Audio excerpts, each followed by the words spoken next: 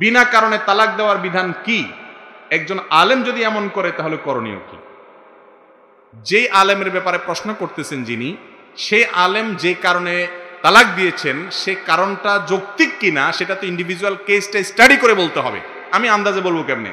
এই সমস্ত প্রশ্ন আপনারা অনেকে ধরায় দেন, এবার যা বলেন দেখছো মৌলবী কি বলছে, বলছে তোমার কাজটা ঠিক হয় নাই, এত কাঁচা কাজ তো আমি করবো না।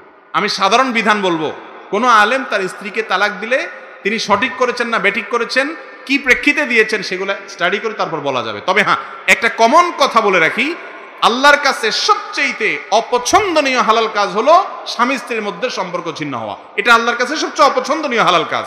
আল্লাহ জায়েজ রাখছেন, কিন্তু একেবারে না পারতে এটা ব্যবহার করা যাবে, যেন তেন কারণে এটা করা যাবে। আজ তো কথায় কথায় তালাক, মহিলারাও কথায় কথায় বলে চলে গেলাম বাপের বাড়ি, তোমার সংসার আর করবো না। আছে না নাই?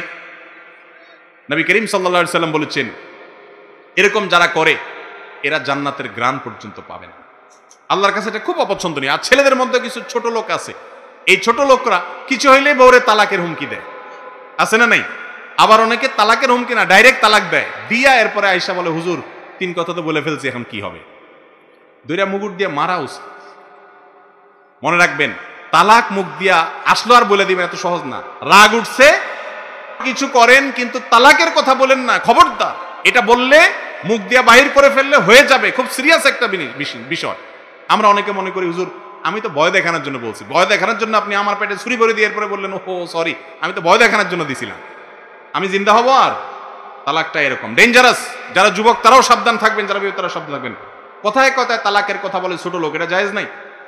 তালাক অনেক ধীরে সুস্থে আলেমদের সাথে, সংশ্লিষ্ট মুরব্বীদের সাথে পরামর্শ করে তারপর তালাকের কথা বলতে হবে। আল্লাহ তাআলা আমাদের বোঝার তৌফিক দান করুন।